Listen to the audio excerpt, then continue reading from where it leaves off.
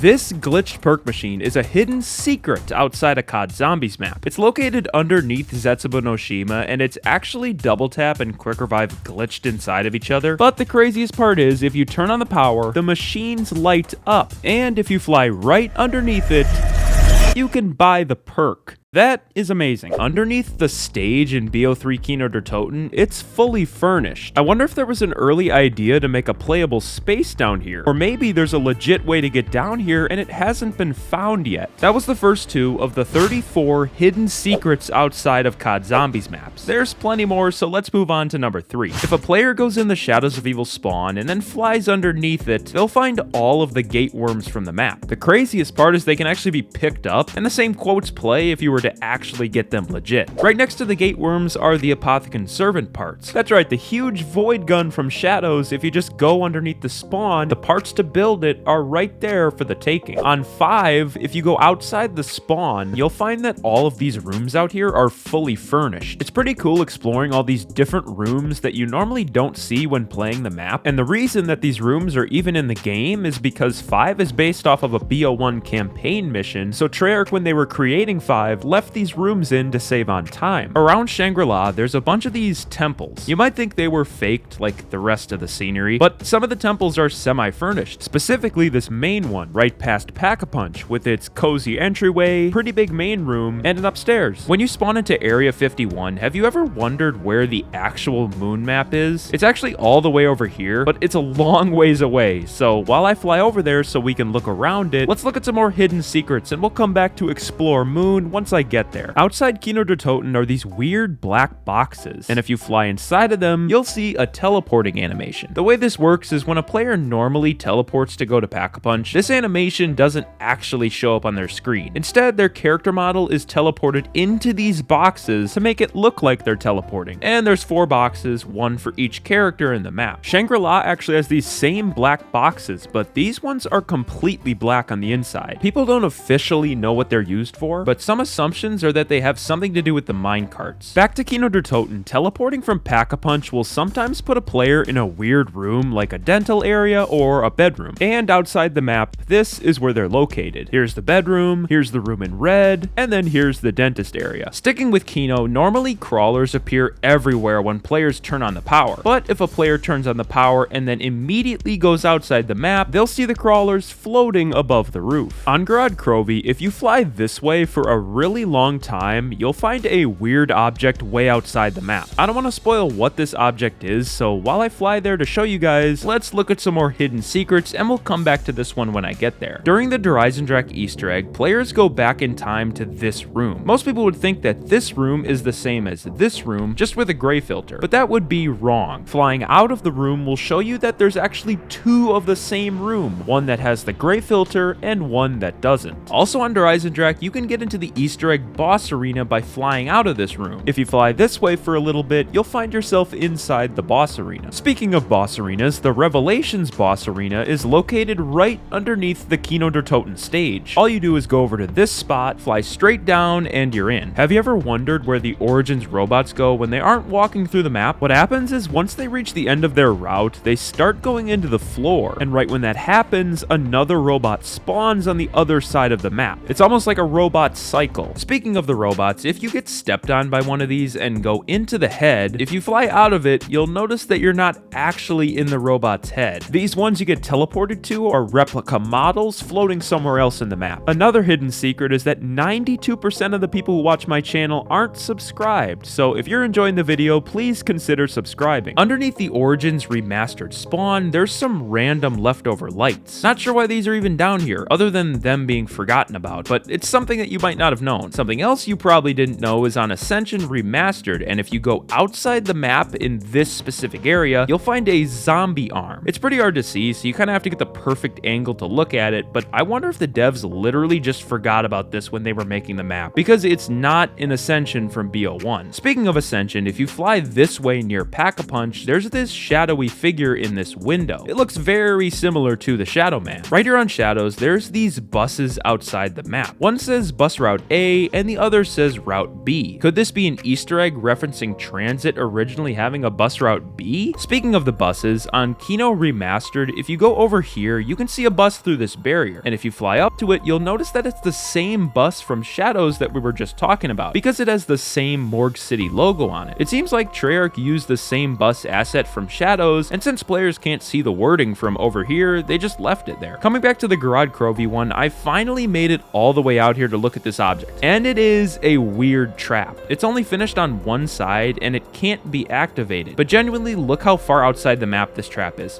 I don't understand why it's here. Most people would assume that the Revelations house is faked, but they would be wrong. Here's the downstairs area, and then upstairs is the bedroom area. It's not decorated much, but even having this much is more than I expected. On the Giant, if you fly this way, you'll find more black boxes, similar to the ones on Kino der Toten. If a player goes inside them, there's a similar teleport animation. On Zetsubou, if you fly really far underneath the ground, you'll find skull totems. They're so far down here that the lighting is glitched, but you can still make out what they're supposed to be. The fountain on Verrückt Remastered is different than the one in OG Verrückt, but what they don't tell you is that they put the OG fountain in the back corner of the remastered map. Speaking of the fountain though, if you fly underneath it, you'll find an MG42 with zombie arms attached to it. This was also in World at War Verrückt, but the BO3 one is a little bit more detailed. More stuff found underneath Verrückt are these floating weapons. It feels pretty random that a bunch of these LMGs are underneath the map, but what they were actually going to be used for was mountable gun stations located all around the map. Picture a gun mount right here where a player could mount their gun and mow down a bunch of zombies. Coming back to me flying to the moon from earlier, I finally made it to the map, so here it is. As you can see, all this moon terrain was fake and stuff, but the one thing I really wanted to look at here is the NPD. I wonder what's inside it. Nothing. Wow, that is a disappointment. More stuff underneath Zetsubou are these perk machines. Unfortunately, all 5 of these don't light up or work, but maybe they were used to make copies of the ones that originally went into the map. In the 5 basement, when you look through this window, there's a staircase, and when you investigate further, the staircase continues and there's a weird hallway area that's fully done, even though it'll never get seen by players. Turns out this was an area from the campaign mission that I mentioned earlier, so Treyarch just left it to save time. If you load up any Green Run map and then go outside it, the entire rest of Transit is still there. There's a lot of death barriers around here, so you'll just have to take my word for it, but they basically just block off the streets, so you can't escape your desired map if you're playing town, bus depot, or farm. On Shinonuma, if you go into the doctor's quarters and then underneath the floor, you'll find a huge room underground. Outside this window of Nacht, there's a ladder that players can use. Since Nocturne Toten was based off of the multiplayer map Airfield, and in Airfield there's a ladder right in this specific spot, it survived when Nacht was being created. Thank you for watching, and watch another video.